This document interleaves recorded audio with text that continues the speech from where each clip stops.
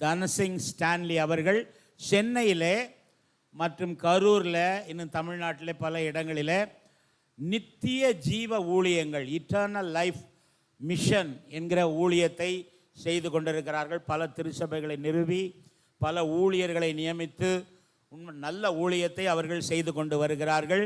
ஆண்டவருடைய பரிசுத்த நாமத்துக்கு ஸ்தோத்திரம். அவர்கள் இன்றைக்கு ஆண்டவருடைய வார்த்தையை நமக்கு கொடுக்க போகிறாங்க. கரங்களை தட்டி அவங்கள உற்சாகமாக வரவேற்போம். நன்றி. பாஸ்டர் ஐயா அவர்களுக்கு விசேஷமாக நன்றியை தெரிவிக்கிறேன். இந்த நாளில் உங்கள் மத்தியில் நான் வந்து கர்த்தருடைய வார்த்தையை பகிர்ந்தளிப்பதற்கு ஆண்டவர் பாராட்டின இரக்கம், அவருடைய கிருபை அது என்று மாறாது. நிச்சயமாகவே நான் ஆண்டவருக்கு நன்றி செலுத்துகிறேன். தொடர்ந்து கர்த்தர் நம்மோடு இடைபடுவாராக. இருந்த வண்ணமாக ஒரு நிமிடம் நாம் கண்களை மூடி ஆண்டவருடைய பிரசன்னம் நம்மை ஆட்கொள்ளும்படியாய், தேவனுடைய மகிமை நம்மை சூழ்ந்து கொள்ளும்படியாய், ஆவியானவர் நம்மோடு பேசும்படியாய், நம் ஒவ்வொருவருடைய இருதயத்தின் சிந்தனைகளையும் எண்ணங்களையும் யோசனைகளையும் கர்த்தர் அறிந்திருக்கிறார். அவர் விரும்புகிற சிந்தனை, அவர் விரும்புகிற யோசனை, அவருடைய எண்ணங்கள் நம்மிடத்தில் காணப்படுவதற்கு, அவருக்கு பிரியமில்லாத எந்த சிந்தனையும் யோசனையும் நம்மிடத்தில் வராதபடி ஆவியானவர் முற்றிலும் நம்மை பொறுப்படுத்திக் கொள்ளும்படியாக கர்த்தருடைய கரங்களில் நம்மை நாம் தாழ்த்தி அர்ப்பணிப்போம். எங்கள் அளவில்லாமல் நேசித்து வழிநடத்தி வருகிற அன்பின் பரிசுத்த பிதாவே, மீண்டுமை துதிக்கிறோம், ஸ்தோத்திரிக்கிறோம். இந்த ஆராதனை வேலைக்காக நன்றி செலுத்துகிறோம். திருச்சபைக்காக உமக்கு ஸ்தோத்திரம், போதகருக்காக, அவருடைய குடும்பத்திற்காக நன்றி செலுத்துகிறோம். பிள்ளைகளுக்காக உமக்கு ஸ்தோத்திரம்.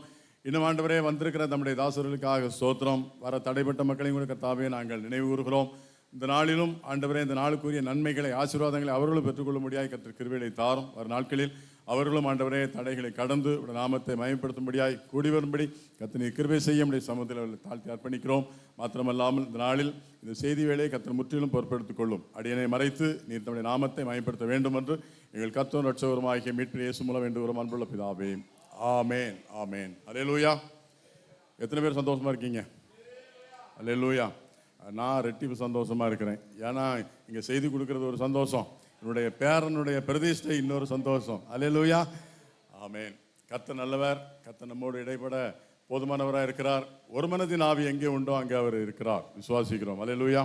ஆகவே நம்முடைய சிந்தையை நாம் ஒருமைப்படுத்துவோம். ஆவியான நம்மை ஆளுகை செய்யும்படியாக தேவ சமூகத்திலே நம்மை நாம் தாழ்த்தி அர்ப்பணிப்போம். இந்த நாளிலும் உங்களோடு நான் பேச வேண்டும் என்று விரும்புகிற தலைப்பானது இந்த சூழ்நிலை, அதாவது இந்த மாதம் மார்ச் ஏப்ரல் மாதங்களில் பாரம்பரிய இன்னும் சடங்காச்சார திருச்சபைகளில் ஒரு 40 நாட்கள் தபசு காலம் என்றும் உபவாச காலம் என்றும், குறிப்பாக சோதனையின் காலம், ஆண்டவராக இயேசு கிறிஸ்து சோதிக்கப்படுவதற்காக அவர் 40 நாட்கள் என்ன செய்தார்? வனாந்தரத்திற்கு அவர்கள் ஆவியானவரால் கொண்டு செல்லப்பட்டார். அந்த நாட்களை, இன்னொருடைய பாடு மரணங்களை தியானிக்கக்கூடிய நாட்களாக அந்த 40 நாட்களையும் பாரம்பரிய திருச்சபைகள் செலவிட்டு கொண்டிருக்கிறது. அது மாத்திரமல்லாமல் இந்த நாட்களில் மார்ச் ஏப்ரல் மாதங்களில் பள்ளிக்கூட பிள்ளைகள் அவர்களுடைய தேர்வை எழுதுவதற்காக அவர்களுக்கென்று நியமிக்கப்பட்டிருக்கிற ஒரு கடினமான ஒரு சூழ்நிலை, பரீட்சையின் காலம் அல்லது ஒரு சோதனையின் காலம் அல்லது ஒரு உபத்திரவத்தின் காலம் என்று சொல்லலாம்.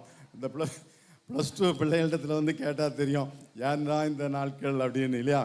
ஆனால் ஒரு மனிதன், ஒரு மகன், ஒரு குழந்தை எல்கேஜி அல்லது 1ஆம் கிளாஸ்லேருந்து 12 வருஷம் அவன் பள்ளிக்கூடத்துக்கு போயிருப்பான். சைக்கிளில் போயிருப்பான், பைக்கில் போயிருப்பான், இன்னும் காரில் போயிருப்பான், நடந்து போயிருப்பான். எப்படி போயிருந்தாலும் அவன் போன அனைத்திற்கும் பலன் இந்த மாதத்தில், இந்த ஒரு வாரம், ஏறக்குறைய ஒரு வாரம், அதாவது ஒரு 5 நாட்கள் அவனுக்கு பரீட்சை இருக்கும். +2 பையனுக்கு 5 நாட்கள் அல்லது 6 நாட்கள், மிஞ்சி போன ஒரு 10 நாட்கள். இந்த 10 நாட்களுக்காகவே அவன் தன்னுடைய வாழ்நாள் முழுவதும் 12 ஆண்டு காலம் அவன் என்ன செய்ய வேண்டியிருக்குது? அவன் செலவிடப்பட்டிருக்க வேண்டியிருக்கு. அதே போல நம்முடைய வாழ்க்கையிலையும் ஆண்டவர் சில நெருக்கங்களை, சில சோதனைகளை, சில உபத்திரவங்களை நம்முடைய வாழ்க்கையில் அனுமதித்திருக்கிறார். அது குறிப்பிட்ட 10 நாட்கள் அல்ல, குறிப்பிட்ட 10 வாரங்கள் அல்ல. என்னைக்கு எந்த சோதனை எங்கே இருக்குன்னு நமக்கு என்ன செய்யாது, தெரியாது. இன்னும் சொல்ல போனால் சிலருக்கு வாழ்க்கையில் சோதனை இருக்கும், சிலருக்கு வாழ்க்கையில் அங்கங்கே எங்கேயாவது கொஞ்சம் சோதனை இருக்கும். ஆனால் இன்னும் பல பேருக்கு வாழ்க்கையே சோதனையாக இருக்கும். அல்லேலூயா. அது மாதிரி எரேமியாவை சொல்லும்போது ஆண்டவருடைய சினத்தின் மிலாற்றை கண்ட புருஷன் நான் அப்படின்னு அவர் புலம்பல்ல சொல்லுவார். அதே மாதிரி ஒவ்வொருவருடைய வாழ்விலும் நாம் நினைக்கிறோம், என்னுடைய வாழ்க்கையில் வந்திருக்கிற மாதிரி சோதனை இதுவரைக்கும் யாருக்கு என்ன செஞ்சிருக்காது, வந்தே இருக்காது அப்படின்னு. ஆனால் வேதம் சொல்லுகிறது அப்படிப்பட்ட ஒரு அனுபவத்துக்குள்ள ஆண்டவர் நம்மை நடத்துவதே இல்லை. இன்றைக்கு நாம் சிந்திக்க தெரிந்து கொண்டிருக்கிற வேத வசனம் யாக்கோபின் புத்தகம், யாக்கோபு எழுதின நிருபம் 1ஆம் அதிகாரம் 12ஆம் வசனம். சோதனையை சகிக்கிற மனுஷன் பாக்கியவான், அவன் உத்தமன் என்று விளங்கின பின்பு கர்த்தர் தம்மிடத்தில் அன்பு கூறுகிறவர்களுக்கு வாக்குத்தத்தம் பண்ணின ஜீவ கிரீடத்தை பெறுவான். இங்கு யாக்கோபு சொல்லுகிறார், சோதனைகளை சகிக்கிற மனுஷன் பாக்கியவான். பாக்கியவான் பாக்கியவான் சொல்லி அநேக வசனங்கள் வேதத்தில் இருக்குது. அநேக பாக்கியவான்களை நம்ம பார்க்கிறோம். ஆனால் இங்கு யாக்கோபு சொல்லுகிற ஒரு வித்தியாசமான செய்தி, சோதனையை சகிக்கிறவன். சோதனைக்கு தப்புகிறவன் அல்ல, சோதனையை விளக்குகிறவன் அல்ல, பரீட்சைக்கு தப்புகிற மாணவன் அல்ல, பரீட்சைக்கு பயப்படுகிற மாணவன் அல்ல, பரீட்சை அன்றைக்கு பள்ளிக்கூடத்திற்கு செல்லாமல் ஆப்சண்ட் ஆகி விடுவதல்ல, அன்றைக்கு தைரியமாய் சென்று அந்த பரீட்சையை எழுதி அதை மேற்கொண்டு தேர்ச்சி பெறுகிற மாணவன் பாக்கியவான். ஹல்லேலூயா. அப்படிப்பட்ட நிலையில் இன்றைக்கு ஆண்டவர் நம்மை பார்க்கிறார். சோதனையை சகிக்கிற மனுஷன் பாக்கியவான், அவன் உத்தமன் என்று விளங்கின பின்பு. நீங்களும் நானும் உத்தமர் தானா, உண்மையுள்ளவர்கள் தானா அப்படின்னு நம்ம கேட்டால் நம்ம யாருமே நம்ம குறைவுள்ளவங்களா சொல்ல மாட்டோம். எல்லாருமே நம்ம எப்படி தான் சொல்லுவோம், நல்லவங்களாக தான் சொல்லுவோம். சில மரண வீடுகளுக்கெல்லாம் போகும்போது அங்கே சொல்லப்படும், நான் அநேக இடங்களுக்கு போயிருக்கிறேன், நீங்களும் போயிருப்பீங்க. அங்கே சொல்லப்படுற வார்த்தைகள்லாம் கேட்டால் ஐயாவை பற்றியோ அம்மாவை பற்றியோ மரித்து போனவர் யாராக இருந்தாலும் அவங்க அப்படி இருந்தாங்க இப்படி இருந்தாங்க அப்படி பண்ணாங்க இப்படி பண்ணாங்கன்னு சொல்லி அவங்களுடைய நல்லதை பற்றி தான் சொல்லுவாங்க. இதுவரைக்கும் நான் போயிருந்த அநேக இடங்களில் பார்த்தா இதுவரைக்கும் நரகத்துக்கு போனதாகவோ மோட்சத்தின் அனுபவத்தை தவற விட்டவர்களாகவோ யாரையுமே நம்ம கேள்விப்பட்டிருக்கவே மாட்டோம். எல்லாரும் எங்கே தான் போயிருப்போம், எல்லாரும் எங்கே தான் போயிருக்கிறதாக சொல்லுவாங்க. ஆனால் வேதத்தில் ஆண்டவர் சொல்கிறாரு, அவன் உத்தமன் என்று விளங்கின பின்பு தாம் வாக்கு பண்ணின ஜீவ கிரீடத்தை அவனுக்கு கொடுப்பதாக சொல்கிறார். அப்படியானால் உத்தமன் என்று விளங்க பண்ணக்கூடிய நிலைதான் சோதனையின் காலம். அல்லேலூயா. இயேசு கிறிஸ்து கூட நம்ம வாசிக்கிறோம், மத்தேயு 4ஆம் அதிகாரம் 1 வசனத்தை வாசிங்க. அப்பொழுது இயேசு பிசாசினால் சோதிக்கப்படுவதற்கு ஆவியானவரால் வனாந்தரத்திற்கு. என்னங்க கொடுமையா இருக்கு, இயேசு கிறிஸ்துவை சோதிக்கிறதுக்கு பிசாசு கையில் ஒப்பு கொடுக்கிறதுக்கு யார் கொண்டு போனாங்களாம்? ஆவியானவர். இது வித்தியாசமா இல்லையா? இது தேவைதானா? இயேசு கிறிஸ்து யார்? தேவ குமாரன், தேவனுக்கு நிகரானவர், பிதா குமாரன் பரிசுத்தாவி என்கிற திரியேக தெய்வத்தில் ஒருவர். அவர் சோதிக்கப்படணுமா? இயேசு கிறிஸ்து சோதிக்கப்படணுமா? அவர் சோதிக்கப்படுவதற்கு ஆவியானவரால் வனாந்தரத்திற்கு. இயேசு கிறிஸ்துவே சோதிக்கப்படுவதற்கு ஆவியானவர் ஒப்பு கொடுத்து ஆவியானவருடைய அனுமதி பெற்று வனாந்தரத்திற்கு செல்ல வேண்டுமானால் நீங்களும் நானும் நிச்சயமாகவே நமக்கு அப்படிப்பட்ட சூழ்நிலை இருக்கத்தான் செய்கிறது. ஆனால் நாம் அதை விரும்புறதில்லை, நாம் அதை என்ன செய்யறதில்லை, விரும்புகிறது இல்லை. லூக்கா 22ஆம் அதிகாரம் 31ஆம் வசனம் வாசிங்க. லூக்கா 22:31. பின்னும் கர்த்தர், சீமோனே சீமோனே, இதோ கோதுமையை கலசினால் ஆண்டவராய் இயேசு கிறிஸ்து சீமோனை பார்த்து பேதுருவை பார்த்து சொல்லுகிறார், சீமோனே சீமோனே, இதோ கோதுமையை சுளகினால் புடைக்கிறது போல சாத்தான் உங்களை புடைக்கிறதற்கு உத்தரவு கேட்டுக்கொண்டான். பிசாசு நம்மை சோதிப்பதற்கு அல்லது சோதனைக்குள்ளாக நாம் பிரவேசிப்பதற்கு ஆண்டவர் அனுமதி கொடுத்து விடுகிறார். அவருடைய அனுமதி இல்லாமல் நமக்கு எந்த சோதனையும் வருவதில்லை. அடுத்த வசனம் வாசிங்க. நானோ நானோ உன் விசுவாசம் ஒளிந்து போகாதபடிக்கு உன் விசுவாசம் ஒளிந்து போகாதபடிக்கு உனக்காக வேண்டிக் கொண்டேன் உனக்காக வேண்டிக் கொண்டேன். வேண்டிக் கொண்டேன். நீ குணப்பட்ட பின்பு நீ குணப்பட்ட பின்பு உன் சகோதரரை ஸ்திரப்படுத்து. உன் சகோதரரை சிறப்படுத்து. அல்லேலூயா. இயேசு கிறிஸ்து பேதுருக்கு சொல்லுகிறார், சாத்தான் சுளகினால் உங்களை சோதிப்பதற்கு என்னிடத்தில் உத்தரவு கேட்டுக்கொண்டான், நான் உத்தரவு கொடுத்து விட்டேன்.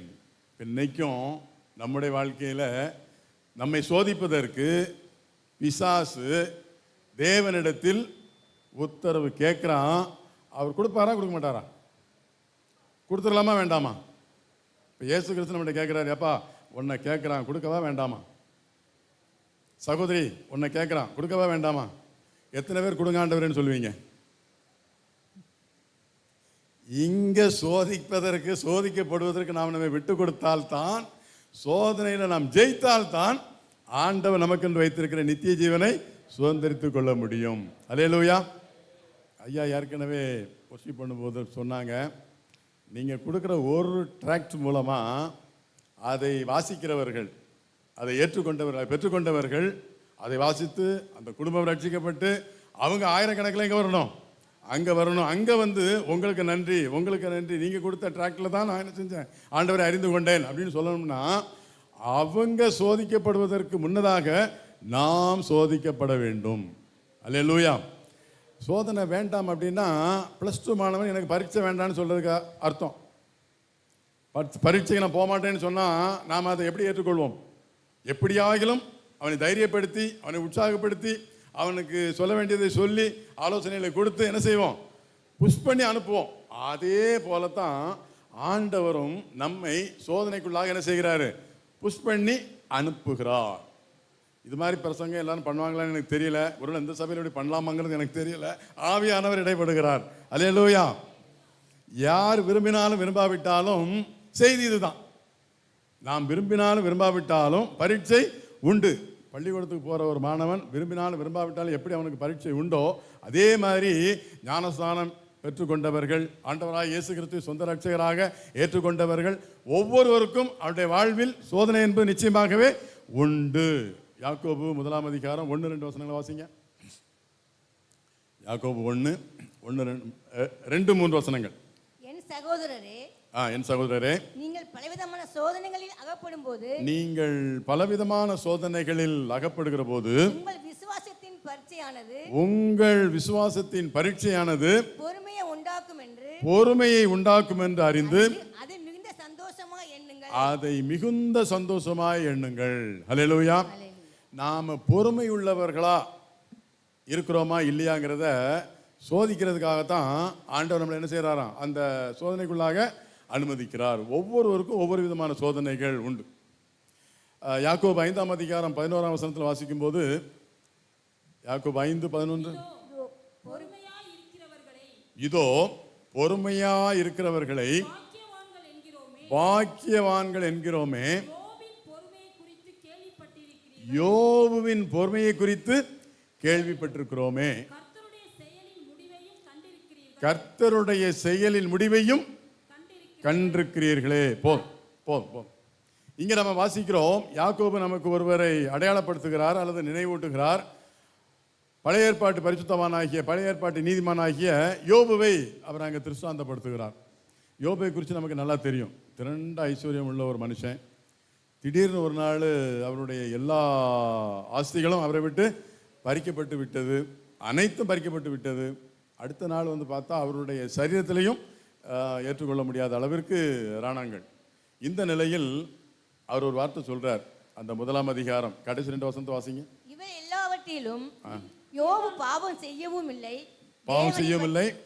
தேவனை குறித்து குறை சொல்லவும் இல்லை. கர்த்தர் கொடுத்தார், கர்த்தர் எடுத்தார், நாமத்துக்கு ஸ்தோத்திரம் என்றார். அவ்வளவுதான். இன்றைக்கும் நம்முடைய வாழ்க்கையில என்ன விதமான சோதனைகள் வந்தாலும் நாம சொல்ல வேண்டிய இறுதி வார்த்தை என்ன அப்படின்னா, கர்த்தர் கொடுத்தார், கர்த்தர் எடுத்தார், கர்த்தர் தந்தார், கர்த்தர் என்னை நடத்துகிறார், கர்த்தர் என்னை பிடித்தார், கர்த்தர் என்னை கொண்டு செல்கிறார். நான் போகும் இடம் எங்கன்னு எனக்கு தெரியாது. யோபு சொல்றார் 23:10, நான் போகும் இடம் எங்க போறேன்னு எனக்கு தெரியாது, ஆனால் நான் எங்க போறேங்கிறத யார் அறிவா? அவர் அறிவார். அப்போ அவர் என்னோட கூட இருக்கிறார். தாவீது சொல்லும்போது, நான் மரண இருளின் பள்ளத்தாக்கிலே நடந்தாலும் பொல்லாப்புக்கு பயப்படேன். ஏன்? அவர் என்னோடு இருக்கிறார், தேவன் என்னோடு இருக்கிறார். நான் பரீட்சை எழுதுகிற போது என்னுடைய ஆசிரியர் என்னோடு இருக்கிறார். நான் பரீட்சை எழுதுகிற போது என்னுடைய டியூஷன் மாஸ்டர் என்னோடு இருக்கிறார். நான் மரண இருளின் பள்ளத்தாக்கில் செல்கிற போது ஆவியானவர் என்னோடு இருக்கிறார், என் தேவன் என்னோடு இருக்கிறார், என்னை உருவாக்கினவர் என்னோடு இருக்கிறார். ஆகவே நான் பயப்பட மாட்டேன். இதான் ஒரு வெற்றி உள்ள ஒரு கிறிஸ்தவ வாழ்க்கை. பல நேரங்களில் நம்ம நினைக்கிறோம், எனக்கு வந்திருக்கிற சோதனை உங்களுக்கு வந்தால் தெரியும் இல்லையா? அவங்களுக்கு அவங்கவுங்க சோதனை மிகப்பெரிய சோதனை மாதிரி தெரியும். 1 கொரிந்தியர் 10ஆம் அதிகாரம் 13ஆம் வசனத்தில் வாசிக்கும் போது, 1 கொரிந்தியர் 10:13,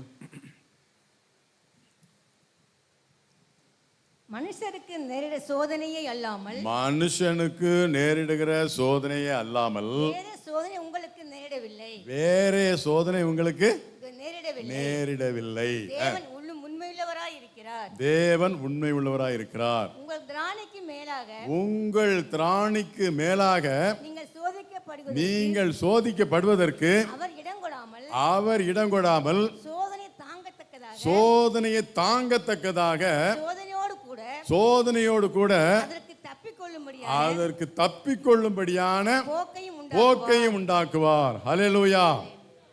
ஆண்டவருக்கு தெரியும் யாருக்கு எப்படிப்பட்ட பரீட்சை வைக்கலாம் அப்படின்னு. எந்த மாணவனுக்கு எந்த கேள்வியை கேட்டால் அவன் தேர்ச்சி பெறுவான்னு அவனுக்கு தெரியும். பள்ளியில் படிக்கும்போது 11ஆவது தேர்வு நாங்கள் படிக்கும்போது 11 இருந்துச்சு, +2 கிடையாதப்போ 11 இருந்துச்சு. ஐயா அதில் தான் படிச்சிருப்பாங்கன்னு நினைக்கிறேன். அதில் படிக்கும்போது கணக்கு கொஸ்டின் பேப்பர் எனக்கு வந்துச்சு. வந்தபோது எனக்கு அதை பார்த்த உடனேயே உண்மையிலே இது 11ஆவது வகுப்புக்குரிய கேள்வித்தாள் தானா அப்படின்னு ஒரு கேள்வி. ஒரு காலேஜுக்கு போக வேண்டியது இங்கே வந்துடுச்சு போல இருக்கு அப்படின்னு திருப்பி பார்த்தேன். ஏன்னா அந்த அளவுக்கு அது எப்படி இருந்துச்சு, கொஞ்சம் டஃப்பாக இருந்தது. ஆயிலும் அதில் ஜெயிப்பதற்கு கர்த்தர் எனக்கு கிருபை செய்தார். அல்லேலூயா. சில நேரங்களில் நம்ம யோசிக்கிறோம், இது மிகப்பெரிய கட்டம், நான் எப்படி தான் இதை எதிர்கொள்ளணும் எனக்கு தெரியலை. அன்பானவர்களே, ஆண்டவர் நமக்கு சொல்லுகிறார், எந்த ஒரு சூழ்நிலையிலையும் முடிவை நாம் தீர்மானிக்கக்கூடாது. முடிவை நாம் தீர்மானிக்கக்கூடாது. நம்முடைய முடிவை தீர்மானிப்பது யாரு? கர்த்தர். ஹல்லேலூயா. ஆண்டவரே, என் வாழ்க்கை இப்படி இருக்கணும், நான் அதை செய்யணும், இதை செய்யணும். இன்றைக்கு நான் உங்கள் மத்தியில் இவ்விதமாய் நிற்கிறேன், எவ்விதமாய் நிற்கிறேன், அது நீங்கள் பார்க்குறவங்களுடைய பார்வைக்கு நான் அதை விட்டு விடுகிறேன். ஆனால் இந்த நிலையில் நான் இப்படி இருக்கணும்னு இதுவரைக்கும் நான் ஜெபம் பண்ணதும் இல்லை, இதுவரைக்கும் நான் நினச்சி பார்த்ததும் இல்லை. ஆனால் நான் நினைத்து பார்க்க இயலாத அளவிற்கு கர்த்தர் என்ன செய்கிறாரு? நேர்த்தியாய் நடத்தியிருக்கு. எத்தனை பேர் சொல்ல முடியும் அந்த மாதிரி? அல்லேலூயா. ஆகவே நம்முடைய ஆரம்பத்தை அறிந்த தேவன், நாம் என்றைக்கு இந்த பூமியில் பிறக்கணும், எந்த தாய் தகப்பனுக்கு பிறக்கணும், எந்த ஊரில் பிறக்கணும், எந்த நேரத்தில் பிறக்கணும், இது எல்லாம் ஏற்கனவே அவரால் தீர்மானிக்கப்பட்டிருக்கிறது. நான் இந்த பூமியில் எவ்வளோ நாள் வாழ்வேன் எத்தனை பேரால் சொல்ல முடியும்? வேதத்தில் சொல்லியிருக்கு 70 வருஷம் 80 வருஷம் அப்படின்னு. சொல்லிட முடியுமா? அறுதிட்டு சொல்லிட முடியுமா? நான் 70 வருஷம் கன்ஃபார்ம் சொல்ல முடியுமா? 70 வயசை தாண்டினவங்க நான் 80 வருஷம் கன்ஃபார்மாக இருப்பேன் சொல்லிட முடியுமா? முடியாது. ஏன்? இப்போ யார் கையில் இருக்கு? உங்களுடைய ஆரம்பமும் நம்ம கையில் இல்லை, நம்முடைய முடிவும் நம்ம கையில் இல்லை. இப்போ இந்த இடப்பட்ட இந்த நாட்களில் மட்டும் நாம் எப்படி தீர்மானிக்கிறது? அதை என் வாழ்க்கை எப்படி இருக்கணும் ஆண்டவரே, என் பிள்ளை இப்படி படிக்கணும் ஆண்டவரே, நான் இப்படி வீடு கட்டணும் ஆண்டவரே, நான் இந்த கார் வாங்கணும் ஆண்டவரே, இது மாதிரி ட்ரெஸ் பண்ணணும் ஆண்டவரே, அது மாதிரி செய்யணும் ஆண்டவரே, அது மட்டும் எப்படி நம்ம சொல்லிட முடியும்? வாய்ப்பே இல்லை, வாய்ப்பே இல்லை. ஆண்டவரே, நீர் என்னை கொண்டு என்ன விதமாய் மகிமைப்பட நீர் விரும்புகிறீரோ அவ்விதமாய் நான் மகிமைப்படுவதற்கு என்னை அர்ப்பணிக்கிறேன். அல்லேலூயா. யோசேப்பினுடைய வாழ்க்கையை குறித்து நம்ம பார்க்கிறோம். தகப்பனிடத்தில் செல்வ செழிப்பில் இருந்தார். சகோதரர்களுக்கெல்லாம் ஒரு விதமான உடை இருந்தது, இவருக்கு ஒரு வித்தியாசமான ஆடை இருந்தது. அதனால் அவரால் அங்கே நீடிச்சிருக்க முடிஞ்சுதா? முடியலை. ஒரு குறிப்பிட்ட காலத்தில் வசனம் சொல்லுகிறது, 105ஆம் சங்கீதம் 16ஆம் வசனம் பாருங்க. 105:16. அவர் தேசத்திலே பஞ்சத்தை ஆ. ஆகாரம் என்னும் ஆதரவு கோலை முற்றிலும் முறித்தார். ம். அவர்களுக்கு முன்னாலே ஒரு புருஷனை அனுப்பினார். அவருக்கு முன்னதாக ஒரு புருஷனை அனுப்பினார். யோசேப்பு சிறையாக விற்கப்பட்டார். யோசேப்பு சிறையாக விற்கப்பட்டான். அவன் கால்களை விலங்கு போட்டு ஒடுக்கினார்கள். அவன் கால்களில் விலங்கு போட்டு ஒடுக்கினார்கள். அவன் பிராணன் இரும்பில் அடைபட்டிருந்தது. போதும். இப்போ இந்த அனுபவத்தை பெறுவதற்கு அவன் யோசித்து பார்த்திருப்பானா? யோசித்து பார்த்திருப்பானா? ஒரு நாள் வரும், அன்னைக்கு நான் அந்நிய தேசத்துக்கு போவேன், என்ன செய்யாத குற்றத்துக்காக ஜெயிலில் பிடிச்சு போடுவாங்க. யோசித்து பார்த்திருப்பானா? அது அவனுக்கு நியமிக்கப்பட்டிருந்தது. அடுத்த வசனத்தை வாசிங்க. கர்த்தர் சொன்ன வார்த்தை நிறைவேறும் அளவும் அவருடைய வசனம் அவனை புடமிட்டது. ஹல்லேலூயா. ஏதாவது காரணம் இருந்துச்சு? யோசேப்பு ஜெயிலுக்கு போவதற்கு ஏதாவது காரணம் இருந்தது? இல்லை, இல்லவே இல்லை. அவன் அதை குறித்து கவலைப்பட்டானா? அதை குறித்து கவலைப்பட்டானா? இல்லை. 39ஆம் அதிகாரம், ஆதியாகமம் 39ஆம் அதிகாரம் கடைசி 3 வசனம் வாசிங்க.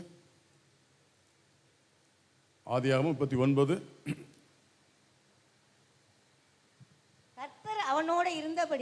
கர்த்தர் அவனோடு இருந்தபடியினாலும் கவனிங்க, யோசேப்பு சிறையாக விற்கப்படுகிறான்.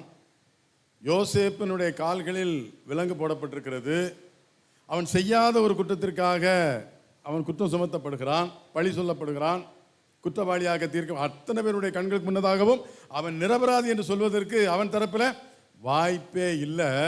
ஆனா கர்த்தர் எங்க இருக்கிறாராம்? கர்த்தர் எங்க இருக்கார்? அவனோட கூட இருக்கிறார். ஹல்லேலூயா. பல நேரங்களில் நாம நினைக்கிறோம், கர்த்தர் என் கூட இருந்தா எனக்கு அந்த நிலைமை. கிதியோன் அப்படித்தான் சொன்னார், கர்த்தர் எங்களோடு இருந்தா எங்களுக்கு ஏன்? பராக்கிரமசாலியே, கர்த்தர் உன்னோடு இருக்கிறார். அன்பான சகோதர சகோதரிகளே, கர்த்தர் இன்றும் உங்களோடு இருக்கிறார், என்னோடு இருக்கிறார். ஹல்லேலூயா. கர்த்தர் என்னோட இருக்கிறதுனால தான் வீண் பழி என் மீது சுமத்தப்படுகிறது. கர்த்தர் என்னோடு இருக்கிறபடினால்தான் என்னுடைய இருப்பிடத்தை விட்டு நான் அலைந்து திரிய வேண்டி இருக்கிறது. சில காலங்கள் உண்டு, யார எந்த ரூட்ல கொண்டு போவார்னு நமக்கு தெரியாது. ஆண்டவரே நமக்கு நாம சொல்ல வேண்டியது எதையெல்லாம் ஆண்டவர் நம்முடைய வாழ்க்கையில் அனுமதிக்கிறாரோ அவைகளுக்காக நமக்கு ஸ்தோத்திரம். ஆண்டவரே, இதை ஏற்றுக்கொள்கிறேன். ஆண்டவரே, yes Lord, yes Lord, yes Lord. இதை தவிர இன்னொன்று நம்ம சொல்வதற்கு நமக்கு அனுமதி இல்லை. இஸ்ரவேல் மக்கள் 400 வருஷம் எகிப்தில் போயிருந்தாங்க. என்ன குற்றம் பண்ணாங்க? அவங்க ஏதாவது தப்பு பண்ணாங்களா? 400 வருஷம் அங்கே போயிருந்ததுக்கு ஏதாவது குற்றம் உண்டா? காரணம், முகாந்திரங்கள் உண்டா? ஆதியாகமத்தில் 15ஆம் அதிகாரத்தை நீங்கள் வாசிப்பீர்களானால், ஆபிரகாம் தேவனோடு பேசி கொண்டிருக்கிற போது ஒரு சின்ன அந்த ஆண்டவரோடு இடைப்படுகிற போது, நீங்க ஆதியாகமம் 15ஆம் அதிகாரம் 8ஆம் வசனத்தை வாசிங்க. ஆண்டவரே, நான் அதை சுதந்தரித்துக் கொள்வேன் என்று எதினால் அறிவேன் என்றான். சரி, ஒரு நிமிஷம். இப்ப 2ஆம் வசனம் வாசிங்க. 2 15:2. அதற்கு ஆபிராம், கர்த்தராகிய ஆண்டவரே,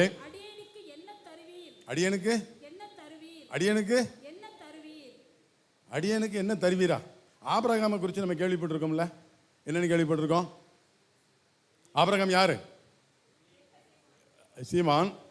பொதுவாக ஆபிரகாமை குறித்து, ஆபிரகாமை இந்த ஆவிக்குரிய இந்த மரங்கள் இருக்கு இல்லையா, ஆவிக்குரிய மரங்கள், ஆவிக்குரிய கனிகள், அந்த லிஸ்ட்ல பார்க்கும்போது ஆபிரகாமை நம்ம யாருன்னு சொல்லுவோம்? விசுவாசிகளின் தகப்பன் என்று அறியப்படுகிற ஒருவர் ஆண்டவரை பார்த்து கேட்கிறாரு. நீங்க அதுல முதல் வசனத்தை வாசிக்கமா, 1-2 வசனங்களை வாசிங்க. இந்த காரியங்கள் நடந்த பின்பு உண்டாகி, ஆபிராமே, நீ பயப்படாதே, நான் உனக்கு கேடகமும் மகா பெரிய பலனுமாய் இருக்கிறேன் என்றார். அதற்கு ஆபிராம், கர்த்தராகிய ஆண்டவரே, அடியனுக்கு இது விசுவாசத்தின் வெளிப்பாடா சந்தேகத்தின் வெளிப்பாடா? ஆபிரகாம் யாரு? விசுவாசத்தின் தகப்பன். 17:1 வாசிங்க. ஆதியாகமம் 17:1. ஆபிராம் 99 வயதான போது 99 வயதான போது கர்த்தர் ஆபிரகாமுக்கு தரிசனமாகி நான் சர்வ வல்லமை உள்ள தேவன், நீ எனக்கு முன்பாக நடந்து கொண்டு உத்தமனாயிரு. நீ எனக்கு முன்பாக நடந்து கொண்டு உத்தமனாயிரு. 12ஆம் அதிகாரத்தில் ஆபிராம் அழைக்கப்படுகிறார். சொன்னோன்னு வந்துட்டார். எங்கே போகிறோன்னு தெரியாது, வந்துட்டார். ஆண்டவர் அவருக்கு வந்து வாக்குத்தத்தம் கொடுக்குறாரு. நான் உன்னை பெரிய ஜாதியாக்கி உன் பெயரை பெருமைப்படுத்துவேன். செஞ்சாரா ஆண்டவர்? செஞ்சாரா? 13ஆம் அதிகாரம் 2ஆம் வசனம் வாசிங்க. ஆதியாகமம் 13:2. ஆபிராம் மிருக ஜீவன்களும் மிருக ஜீவன்களும் வெள்ளியும் பொண்ணுமான ஆஸ்தி உடைய சீமானா இருந்தான். உலக பிரகாரமாக சொத்து சம்பத்துக்கள் என்ன செஞ்சிடுச்சு? வந்து சேர்ந்துடுச்சு. ஆனால் உன்னை பெரிய ஜாதி ஆக்குவேன்னு சொன்னார, அந்த ஆசீர்வாதம் இன்னும் என்ன செய்யலை? வரல. இப்போ 17ஆம் அதிகாரத்தை சொல்லும் போது நீ எனக்கு முன்பாக நடந்து கொண்டு உத்தமனாயிரு. இப்போ 15ஆம் அதிகாரத்தில் வாசிக்கும் போது நான் உனக்கு மகா பெரிய கேடகமும் மகா பெரிய பலனுமாக இருக்கிறேன். நீ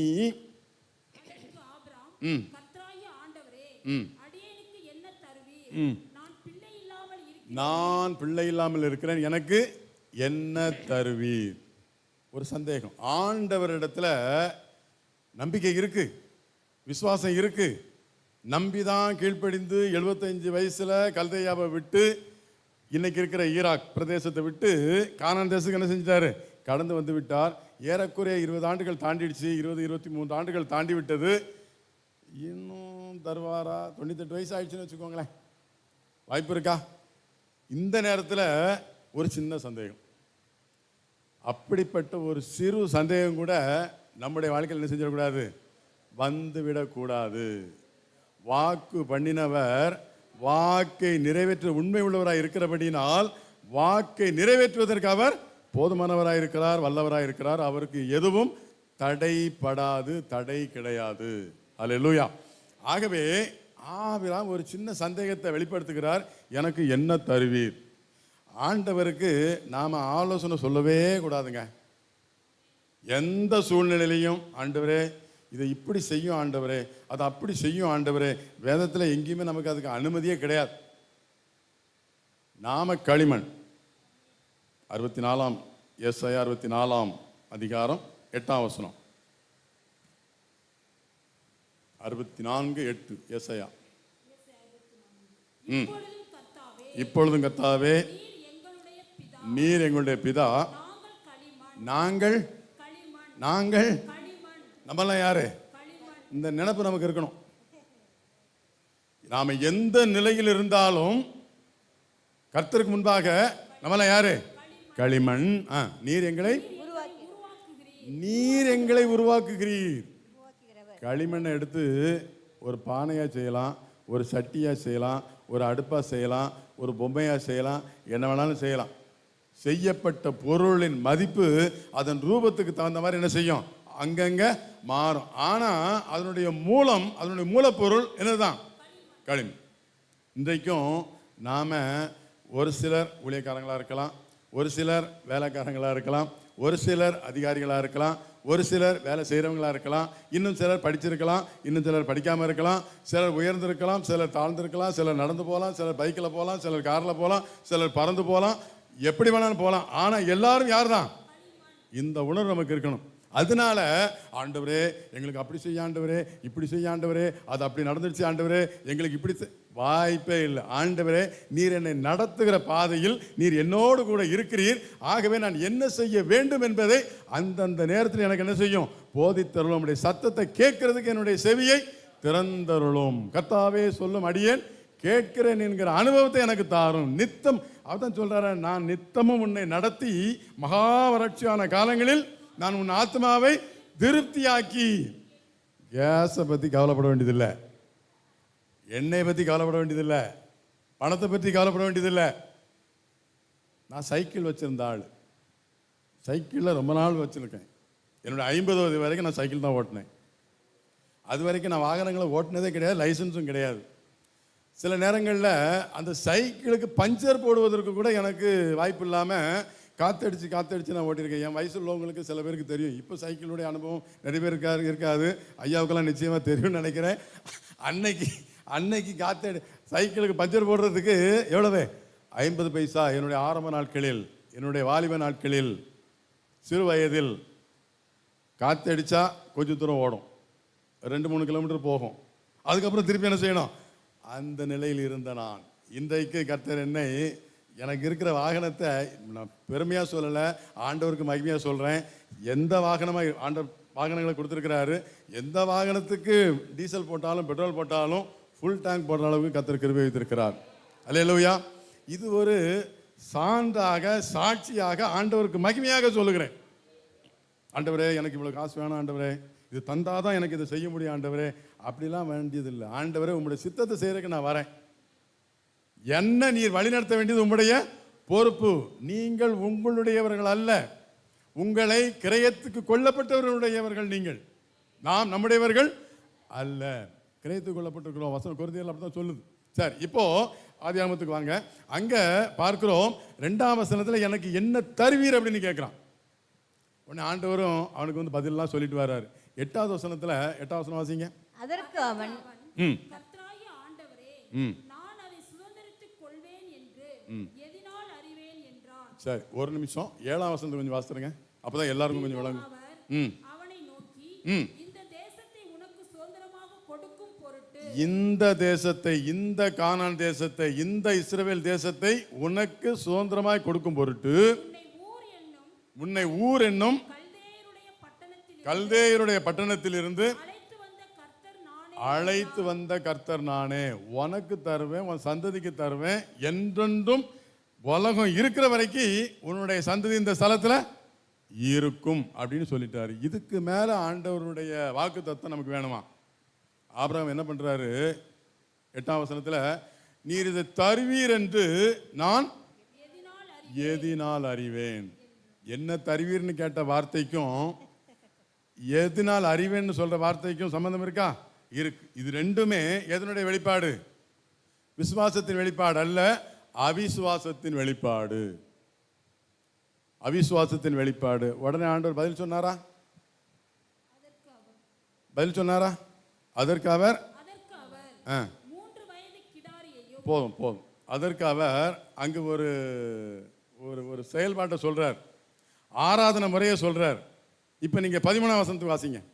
அப்பொழுது அவர் ஆபிரகாமை நோக்கி, உன் சந்ததியார், இன்னும் குழந்தை பிறக்கல, இன்னும் ஈசாக்கு பிறக்கல, ஏசா யாக்கோப்பு வரல, 12 கோத்திர பிதாக்கள் பிறக்கல, அவங்களுடைய சந்ததி என்ன பார்க்கல.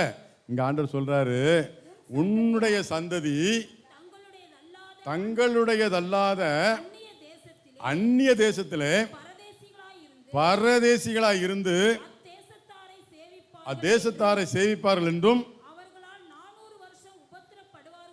அவர்களால் 400 வருஷம் உபத்திரவப்படுவார்கள் என்றும் நீ நிச்சயமாய் அறிய கடவாய். ஆண்டவரே, நீர் தருவீர் என்று நான் எதினால் அறிவேன். அவன் கேட்ட கேள்விக்கு பதில் எங்க வந்துச்சு பார்த்தீங்களா? இதனால தருவேன்னு அவர் சொல்லலை. ஆண்டவர் கோபம் உண்டு.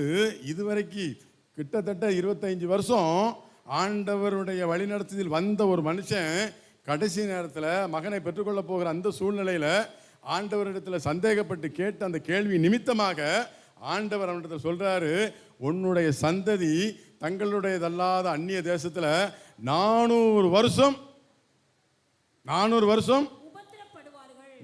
வருஷம் உபத்திரவப்படுவார்கள். இந்த யாக்கோபின் சந்ததி எகிப்து தேசத்தில் 400 வருஷம் உபத்திரவப்படுவதற்கு காரணம் யாரு? ஆபிரகாம். இன்றைக்கும் நம்முடைய சந்ததி உபத்திரவப்படுவதற்கு நாம காரணமாகிவிடக்கூடாது. அல்லேலூயா, அல்லேலூயா. ஆண்டவருடைய கோபத்தை தணிக்கிறதுக்கு, ஆண்டவருக்கு கோபம் வந்துடுச்சு. இப்போ நானே சில நேரங்களில் என்னோட இருக்கிறவங்க கிட்ட, நான் சொல்லக்கூடியவங்ககிட்ட, பேசக்கூடியவங்ககிட்ட, என்கிட்ட வேலை செய்கிறவங்ககிட்ட சொல்லுவேன், எதிர்த்து பேசிட்டா சொல்றத செய்.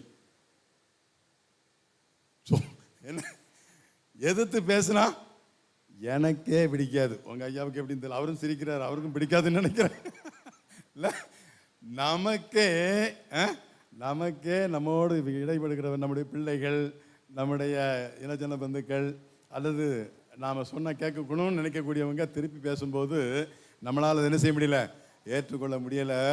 சர்வ வல்ல தேவன் தம்முடைய மகிமையை உங்கள் மூலமாக உலகத்தார் பெற்றுக்கொள்ள வேண்டும் என்று விரும்பி உங்களை ஒரு ஆளுன்னு நினச்சி, உங்களை ஒரு பொருட்டுன்னு நினச்சி, உங்களை அழைத்து, உங்களை உருவாக்கி, உங்களை சபையில் உட்கார வச்சு உங்களை கொண்டு மகிமைப்பட வேண்டும் என்று தான் விரும்புகிற காரியத்தை சொல்லுகிற பட்சத்தில் நீங்கள் ஆண்டவரே இதை அப்படி செய்ய ஆண்டவரே, இப்படி செய்ய ஆண்டவரேன்னு சொன்னால் இது யாருக்கு பாதகமாக அமைந்து விடுகிறது? நம்முடைய சந்ததிக்கு பாதகமாக அமைந்து விடுகிறது. ஆண்டவரிடத்தில் கேள்வி கேட்டால் அவனுடைய சந்ததி 400 வருஷம் அவர்களால் உபத்திரவப்படுவார்கள் என்று அறிய கடவாய், நிச்சயமாய் அறிய கடவாய். சும்மா இல்லை, நிச்சயமா அறிய கடவாய். இப்போ வாசிங்க யாத்ராகமம் 12ஆம் அதிகாரம் 41ஆம் வசனம். யாத்ராகமம் 12:41.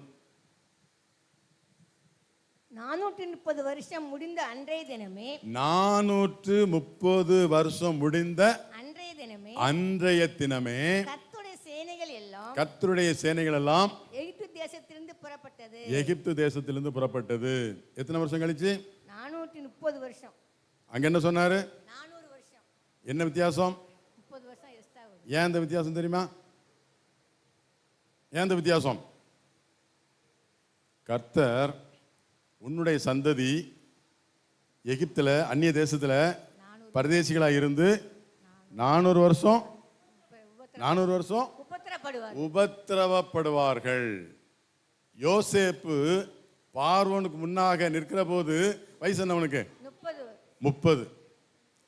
யோசேப்பு 30 வருஷம் பார்வோனுடைய அரண்மனையில், பார்வோனுடைய அரசாங்கத்தில் உயர் பதவியில் இருந்தான். அந்த 30 வருஷம் இஸ்ரவேல் மக்களுக்கு உபத்திரவ காலம் அல்ல.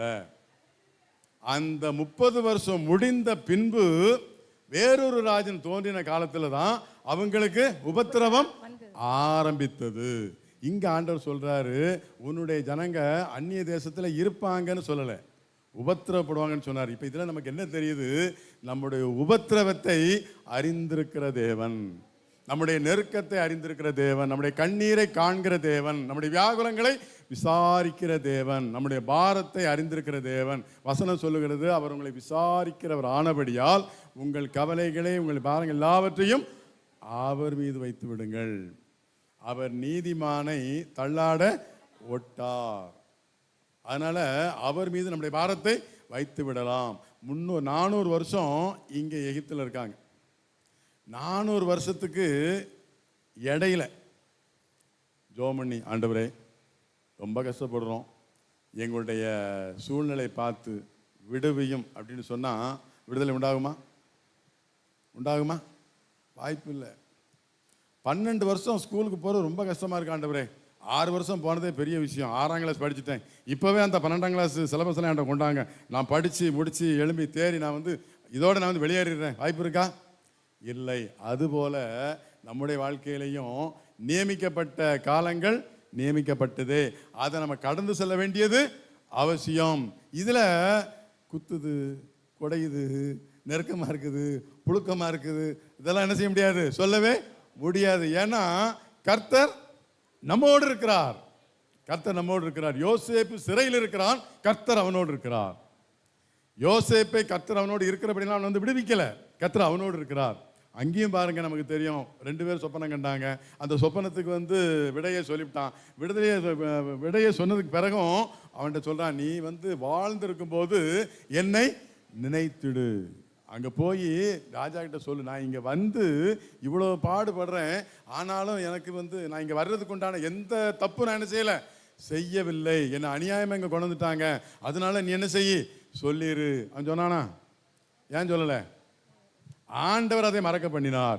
இன்றைக்கு நான் சொல்லுகிறேன், நம்முடைய ஒத்தாசை பரத்திலிருந்து வர வேண்டுமே தவிர மனிதரிடத்தில் இருந்து அல்ல.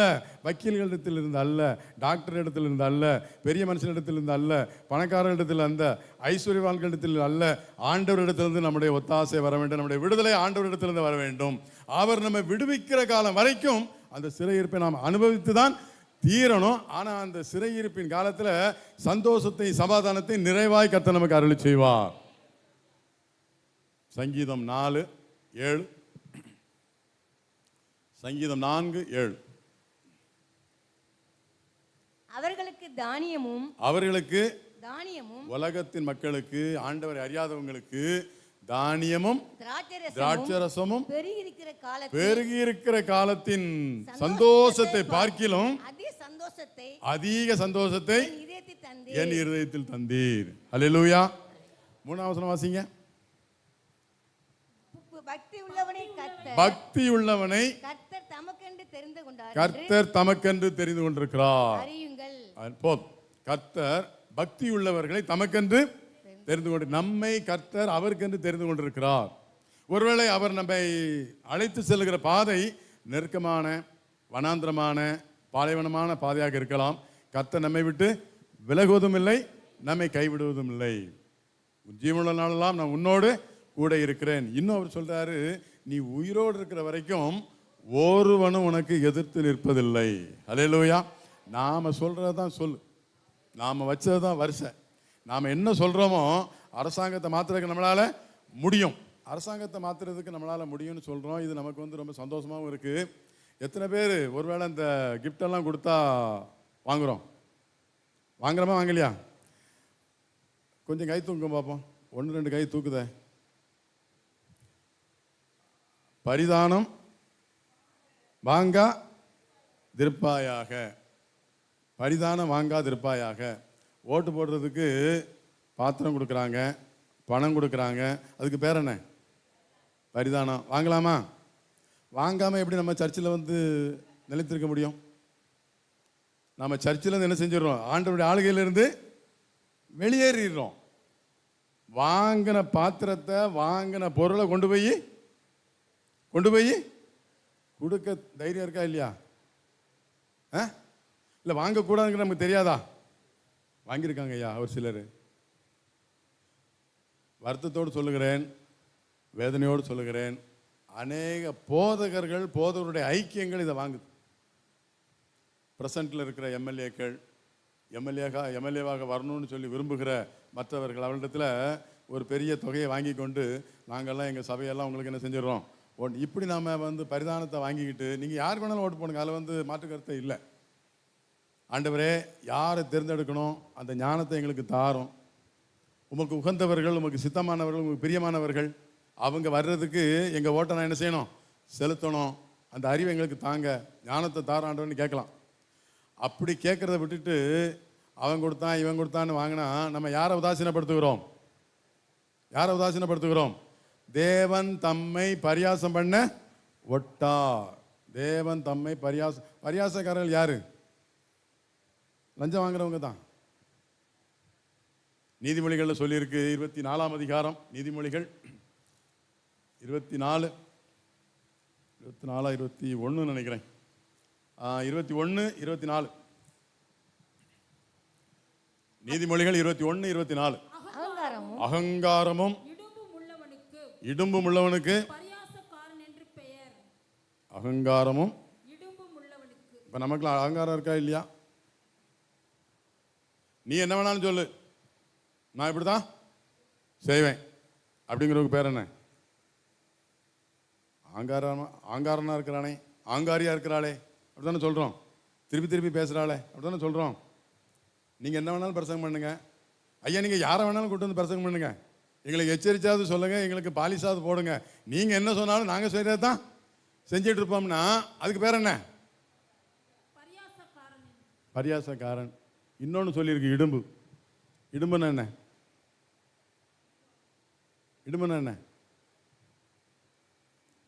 நீங்கள் என்ன சொல்கிறீங்களோ செஞ்சிடுறேங்க, சரிங்க அப்படின்னு சொல்லிட்டு அவங்க செய்கிறதையே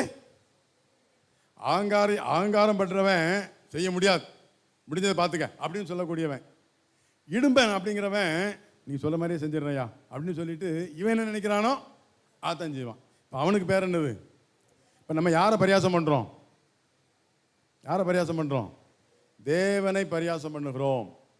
நம்முடையதல்லாத, என்னுடையதல்லாத எந்த ஒரு பொருளும் என் வீட்டில் என்ன செய்யக்கூடாது?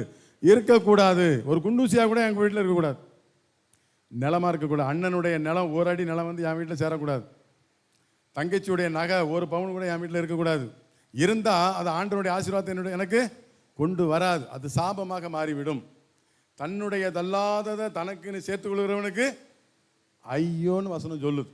அதனால் அப்படிப்பட்ட ஞானத்தை ஆண்டவர் எங்களுக்கு தாரும். ஆண்டவர் தம்முடைய வார்த்தையில் கவனமாக இருப்பார். ஆபிரகாம்கிட்ட சொல்றாரு 400 வருஷம் அப்படின்னு. இங்கே 400 வருஷம்னு சொல்லிட்டு ஆபிரகாமுடைய காலம் முடிஞ்சு போச்சு, ஈசாக்கினுடைய காலம் முடிஞ்சு போச்சு, யாக்கோபுடைய காலம் முடிந்து விட்டது, அவருடைய 12 புத்திரருடைய காலமும் முடிந்து விட்டது. ஏறக்குறைய 10 தலைமுறைகள், 400 வருஷங்கள், 10 தலைமுறைகளுக்கு பிறகு அன்றைக்கு ஆண்டவரோடு அந்த உடன்படிக்கை செய்த ஒருவரும் இல்லை. ஆனால் கர்த்தர் தம்முடைய வார்த்தையில் உண்மையுள்ளவராக இருந்தார். 430 வருஷம் முடிந்த அன்றைய தினம் இஸ்ரவேலின் சேனைகள் எல்லாம், கர்த்தருடைய சேனைகள் எல்லாம் எகிப்திலிருந்து புறப்பட்டன. அப்போ இந்த 400 வருஷத்துக்கு காரணம் ஆபிராம். 17ஆம் அதிகாரத்தில் தான் அவருடைய பேர் வந்து ஆபிரகாம் என்று மாற்றப்படுகிறது. அது வரைக்கும் அவருடைய பேர் என்னதுதான். இப்போ நான் இந்த செய்தியை சொல்லணும்னு வரல. நான் இங்கே வந்து நின்னதுக்கு அப்புறம் தான் செய்தியை நான் சொல்லிட்டு இருக்கிறேன்.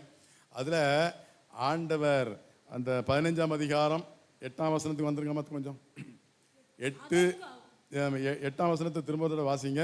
8, 9. அதற்கு அவன், கர்த்தராகிய ஆண்டவரே, நான் அதை சுதந்தரித்துக் கொள்வேன் என்று எதனால் அறிவேன்? நான் அதை சுதந்தரித்துக் கொள்வேன் என்று எதனால் அறிவேன் என்றான். அதற்கு அவர் 3 வயது கிடாரியையும் 3 வயது கிடாரி, 3 வயது வெள்ளாட்டையும் 3 வயது வெள்ளாடு, 3 வயது ஆட்டுக்கடாவையும் 3 வயது ஆட்டுக்கடா, ஒரு காட்டுப்புறா, ஒரு புறா குஞ்சு என்னிடத்தில் கொண்டு வா என்றார். அவன் அவைகள் எல்லாவற்றையும் அவரிடத்தில் கொண்டு வந்து அவைகளை நடுவாக துண்டித்து துண்டங்களை ஒன்றுக்கொன்று எதிராக வைத்தான். பட்சிகளை அவன் துண்டிக்கவில்லை. பறவைகள் அந்த உடலின் மேல் இறங்கின. அவைகளை ஆபிராம் துரத்தினான். சூரியன் அஸ்தமிக்கும் போது ஆபிராமுக்கு அயர்ந்த நித்திரை வந்தது. சூரியன் அஸ்தமிக்கிற போது ஆபிராமுக்கு அயர்ந்த நித்திரை வந்தது. திகிலும் காரிலும் அவனை மூடிக்கொண்டது. அப்பொழுது அவர் ஆபிராமை நோக்கி, உன் சந்ததியார் தங்களுடையதல்லாத அந்நிய தேசத்திலே பரதேசிகளாயிருந்து அத்தேசத்தாரை சேவிப்பார்கள் என்றும் அவர்களால் 400 வருஷம் உபத்திரப்படுவார்கள் என்றும் நீ நிச்சயமாய் அறிய கடவாய்.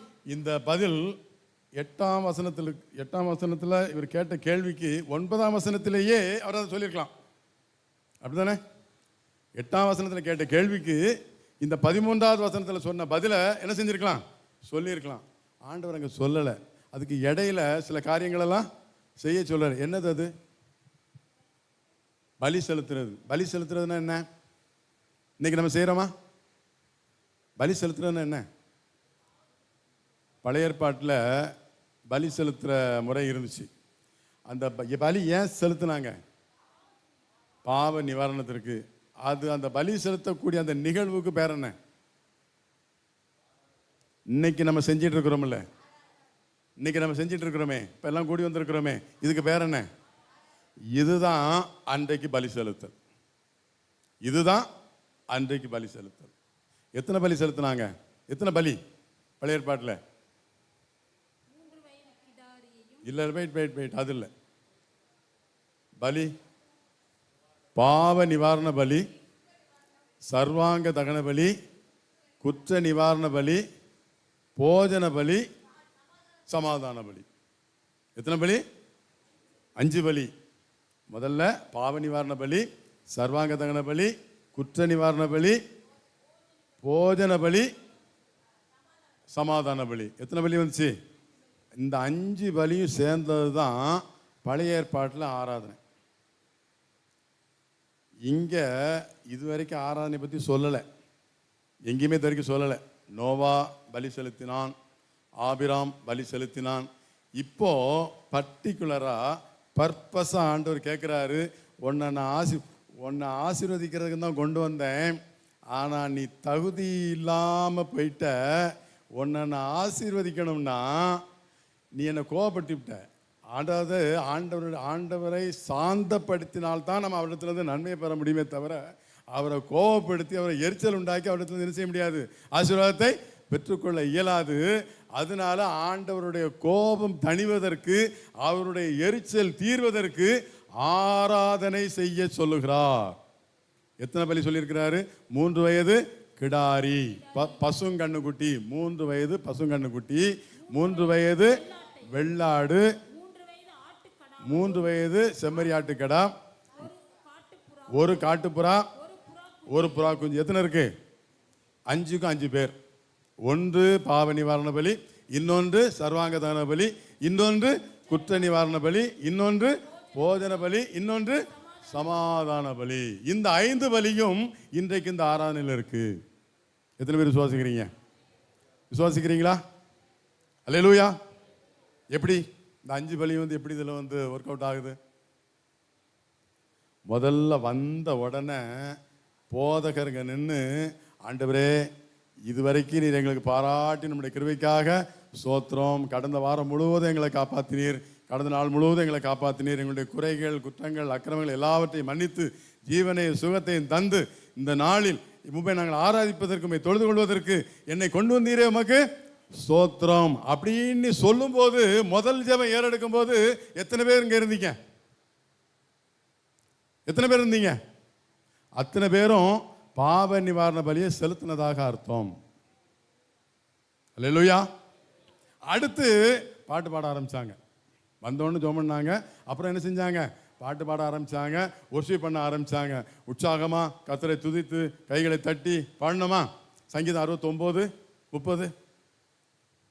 சங்கீதம் 69, 30.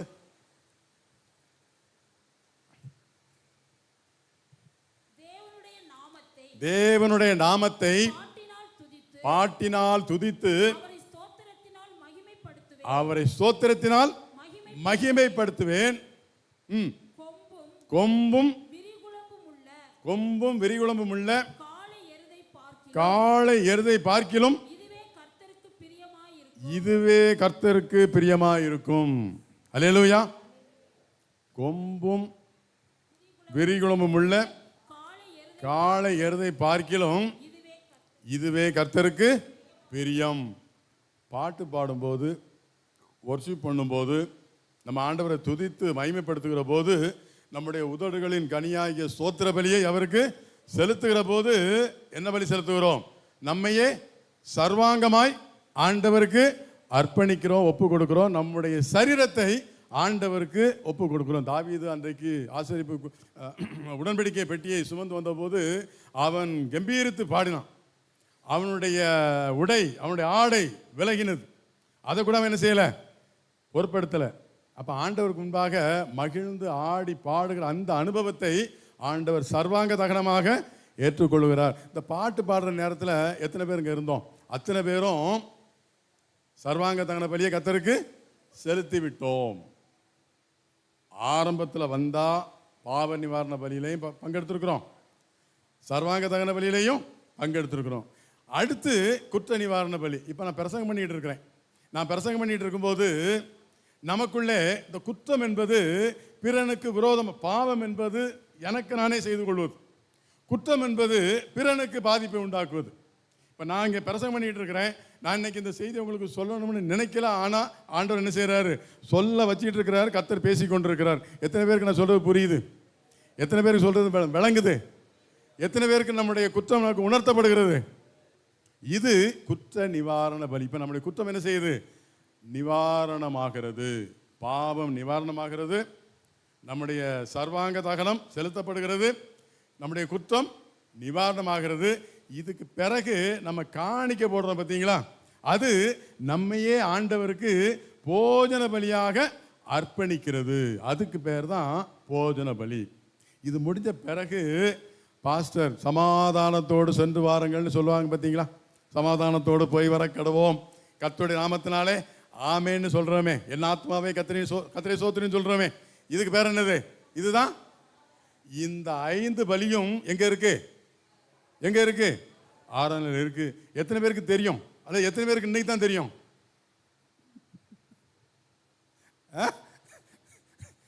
இன்னையிலிருந்து அடுத்த ஆராதனைக்கு லேட்டா வருவீங்க.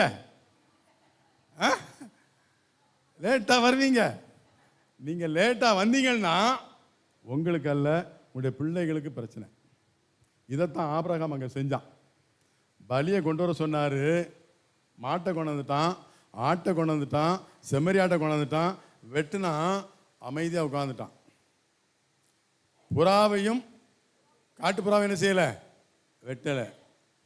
என்ன இவர் நான் கேட்ட கேள்வி ஒன்று, இவர் சொல்றது ஒன்று, பதில் சொல்லாமல் அதை கொண்டா இதை கொண்டாங்கிறாருன்னு சொல்லி விரக்தியில் உட்கார்ந்துருந்தான்.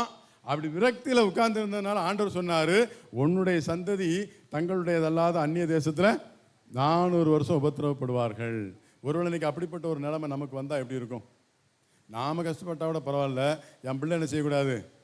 நாம கஷ்டப்பட்டா கூட பரவாயில்ல, என் பேரை என்ன செய்யக்கூடாது?